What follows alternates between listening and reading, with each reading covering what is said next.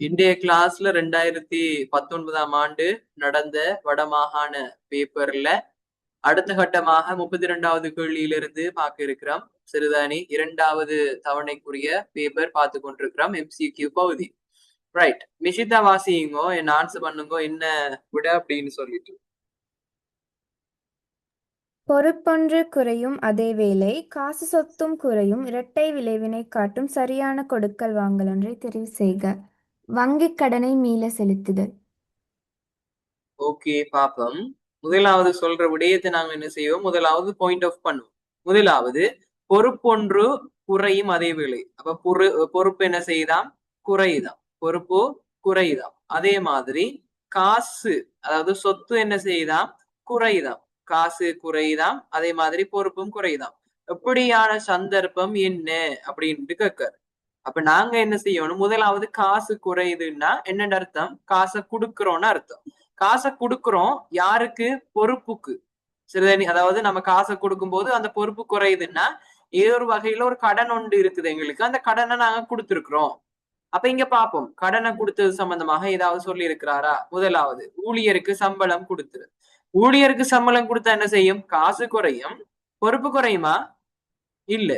என்ன செய்யும், ஊழியருக்கு சம்பளம் கொடுத்தா ஊழியர் சம்பளம் ஒரு செலவு, செலவுல என்ன செய்யும், அதை நான் கொண்டு போயிட்டு கூட்டுவோம், அதனால இவர் வராது.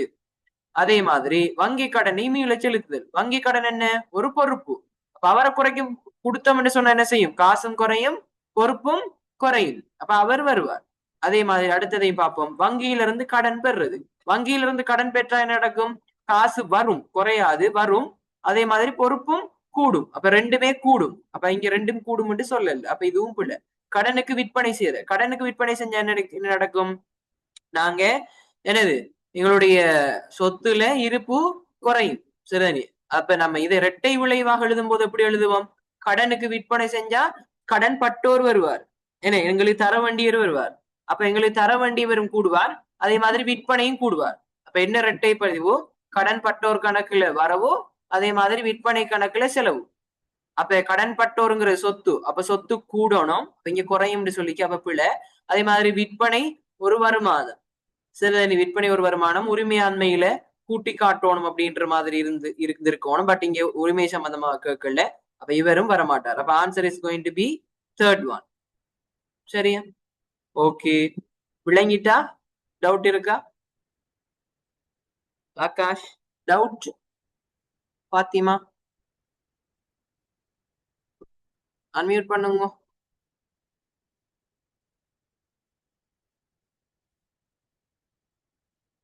என்ன, ஓகேவா? Okay sir. ஓகே, மத்தாக்களும் பேசணும். ரைட், அடுத்தது 33க்கு ஃபாத்திமா சொல்லுங்க. ரெண்டாவது DCBA. ரெண்டாவது, ரைட், பாப்போம்.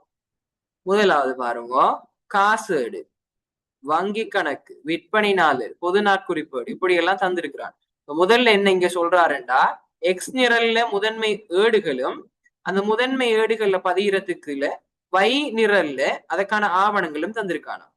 கேட்கிறான் என்னண்டா, முதன்மை ஏடுகளுக்கு பொருத்தமான மூல ஆவணங்களை சரியான ஒழுங்குல இருக்கிற மாதிரி எங்களுக்கு தாங்க அப்படின்னு சொல்றார். அப்ப எங்களுக்கு தெரியும், காசேடு, அதாவது காசு தொடர்பாக, காசேட்டு சம்பந்தமாக ஏதாவது இருக்குமாக இருந்தால் நாங்க அதுக்கு என்ன பயன்படுத்துவோம், என்ன பயன்படுத்துவோம் பாத்திமா? காசேட்டுக்கு என்ன பயன்படுத்துவோம், பற்றுச்சீட்டு. பற்றுச்சீட்டு பயன்படுத்துவோம். அப்ப பற்றுச்சீட்டு என்ன வருது, டி வருது. அப்ப இവിടുത്തെ டி. சரியா, அடுத்தது வங்கி கணக்குக்கு என்ன யூஸ் பண்ணுவோம், மூல ஆவணமாக வங்கி கூற்றை யூஸ் பண்ணுவோம். என்ன, வங்கி கூற்று. ஆகவே இங்க சி வரும். அதே மாதிரி விற்பனை நாளேடு, விற்பனை நாளேடுக்கு என்னத்தை யூஸ் பண்ணுவோம், கொள்வனவு பட்டியல், விற்பனை பட்டியல்னு படிச்சிருக்கோம் தெரியுமா. விற்பனை நாட்டுக்கு விற்பனை பட்டியல், கொள்வனவு நாளேடுண்டா கொள்வனவு பட்டியல், அதே பட்டியல். ஆகவே பி. அதே மாதிரி பொது நாட்குறிப்போடாக இருந்தால் நாட்குறிப்பு கைச்சாத்த நாங்க பயன்படுத்துவோம். அப்ப என்னது, ஏ. அப்ப ஆன்சர் என்ன, டிசிபிஏ. டிசிபிஏ எங்க, second one. Okay okay right. இவ்வளவுதான் இதுல விட. அடுத்தது 34வது காக்கா சொல்லுங்க.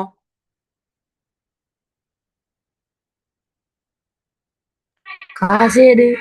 எஸ், மூலேடாகவும் பேரேடாகவும் செயற்படுகின்ற ஒரே ஒரு ஏடு என்னன்னு சொன்னா காசேடு தான். சோ அதை ஞாபகமாக வைத்துக் கொள்ளுங்கள். சரியா பிள்ளைகள்? மூலேடாகவும் அதான் பயன்படும், பேரேடாகவும் அதான் பயன்படும். சரியா? ரைட். 35 மிஷிதா.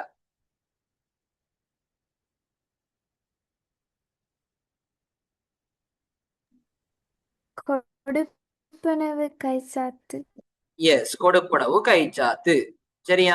நம்ம காசு நிறுவனத்துக்குள்ள வந்தது என்று சொன்னா நாங்க பற்றுச்சீட்டு இலக்கம் என்று சொல்லி பார்த்திருக்கிறோம். அதே மாதிரி காசு எங்கட நிறுவனத்துல இருந்து போச்சுதுன்னா என்னது கைச்சாத்துன்னு சொல்லி பார்த்திருக்கிறோம். சரிதானே?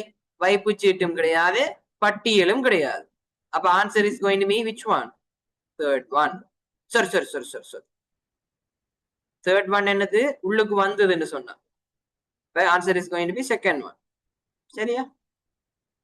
ரைட். இதுல எல்லாம் பெருசா தலையை போட்டு உருட்டுற அளவுக்கு ஒன்றுமே இல்லை. பாத்திமா 36வதுக்கு என்ன ஆன்சர்?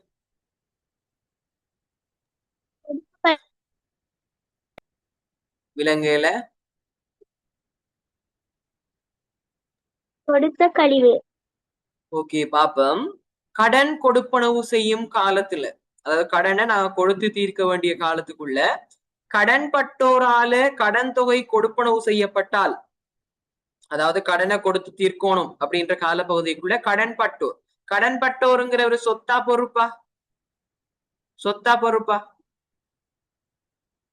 கடன் பட்டோர் சொத்தா பொறுப்பா நிஷிதா? சொத்து சார். சொத்து. எஸ். அப்ப கடன் பட்டோருங்கிறவர் எங்களுக்கு காசு தர வேண்டியவர் தானே, எங்களுக்கு காசு தர வேண்டியவர். ஆகவே எங்களுக்கு காசு தர வேண்டியவருக்கு கழிக்கப்படுறது என்னது? நாங்க பெறுறோமா கொடுக்கிறோமா? கொடுப்போம். அப்ப கொடுத்த கழிவு. ஆகவே அந்த கடன் தொகை கொடுப்பனவு அவர் செய்யப்பட்டா அந்த கடன் தொகையிலிருந்து நாங்க அவருக்கு கழித்து கொடுப்போமாக இருந்தால் அதுக்கு நாங்க என்னன்னு சொல்லுவோம்? கொடுத்த கழிவு. கொடுத்த கழிவு. சரியா? First one is the answer. இதுவே நான் கடன் கொடுத்தோருக்கு என்ன செஞ்சிருந்தோம்? காசு கொடுத்திருந்தோம்னா அந்த டைம்ல எங்களுக்கு நாங்க அந்த கழிவை பெற்றிருக்கோம். ஆகவே பெற்ற கழிவாக இருக்கு. இது கடன் அடிப்படையிலான விடயம். காசு கழிவு வியாபார கழிவுங்கிறது வேற விடயம். சரியா விடே? ரைட். அதை நாங்க பார்த்திருக்கிறோம். Okay right. இப்ப மிஷிதா ஓர் ஆகாஷ். ஆகாஷ் 37வதுக்கு என்ன ஆன்சர்? 4100. வணிகம் ஒன்றின் சில்லறை காசேட்டின் வசக்கட்டு 4500 ரூபாய். அப்ப வசக்கட்டுன்னா என்ன? மாதம் எங்களுக்கு தர்ற தொகையா இல்லையா? எஸ். அப்ப எங்களுக்கு மாதம் தர்ற தொகை யாரு? பிரதான காசாளர் சில்லறை காசாளுக்கு மாதம் தர்ற தொகை தான் இந்த 4500 ரூபாய். குறித்த ஒரு மாதத்துல செலவு தொகை 4100 ரூபாய். அப்ப 4100 ரூபாய் செலவு ஏற்பட்டிருக்கு. 4100 ரூபாய் செலவு ஏற்பட்டுச்சுண்டா மீள் நிரப்ப வேண்டிய தொகை என்னன்னு சொல்லி பார்த்திருக்கிறோம். மீள் நிரப்ப வேண்டிய தொகை ஈக்குவல் டு என்ன? ஈக்குவல் டு இந்த செலவாக இருக்கும். என்ன? செஞ்ச செலவாக இருக்கும். செஞ்ச செலவு எவ்வளவு? 4100 ரூபாய். அப்ப answer is going to be fourth one. சரியா? ரைட். மிஷிதா அடுத்தது 38. சில்லறை காசேடு வரவு, காசேடு செலவு. சில்லறை காசேட்டில் மீள் நிரப்பலுக்கான இரட்டை பதிவானது முறையே. மீள் நிரப்பக்குள்ள நாங்க என்ன செய்வோம்? பிரதான காசால எங்களுக்கு காசு தருவார். அப்ப நிறுவனத்திலிருந்து காசேட்டுல காசு குறையும். குறைஞ்சா செலவு, காசேட்டுல செலவு. அதே மாதிரி எங்களுக்கு என்ன செய்யும்? சில்லறை காசாளருக்கு காசு வரும்.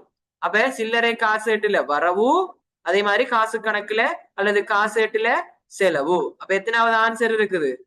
தேர்ட் ஒன்னா? சரியா?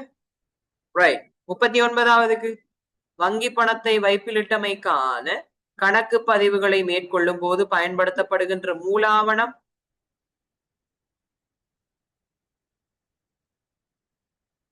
வங்கியில பணத்துல நாங்க காசை வைப்பிலிட்டோம். வைப்புலிட்டா எங்களுக்கு என்ன தருவாங்க பேங்கால மூல ஆவணமா என்ன தருவாங்க என்ன பாத்தீமா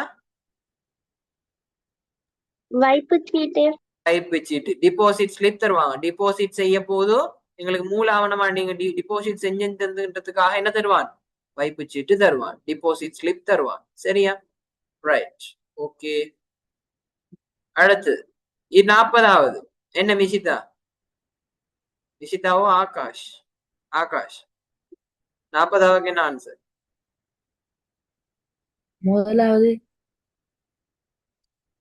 விற்பனை மூலம் பெற்ற 20,000 பெறுமதியான காசோலை ஒன்று நாம பெற்றிருக்கிறோம் அந்த சந்தர்ப்பத்திலேயே வங்கியில வைப்பு செய்யப்பட்டதற்கான இரட்டை பதிவு என்னன்னு படிச்சிருக்கிறோம் என்ன என்ன சொன்னீங்க நீங்க முதலாவது சார் 40வதுக்கு முதலாவது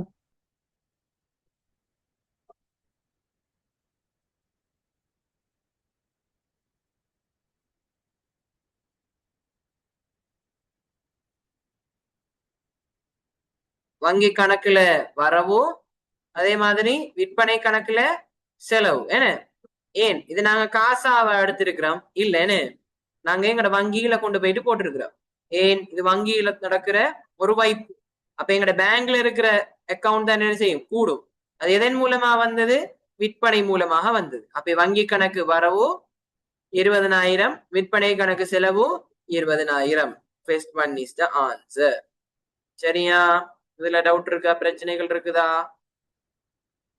இருக்கா பிள்ளைகள் இல்லன்னு ரைட் நாங்க 2வது கேள்வி பாக்குறதுக்கு முதல் எகெயின் 2018 பேப்பர் நாங்க பார்த்தோமா 2018 பேப்பர் பார்த்தனாங்களா இல்லையே விஷயம் தான் நம்ம 2018 பார்த்தோமா இதான் நாம ஃபர்ஸ்டா பார்த்தோமா இதானே ஃபர்ஸ்ட் பார்த்தது ஆமா சார் ஓகே தென் நாங்க இதுல பார்ட் 1 பகுதியை முடிச்சிட்டோம் எகெயின் மற்ற பேப்பர்ல எப்படி பார்ட் 1 வந்திருக்குன்னு சொல்லிட்டு பார்ப்போம் சரியா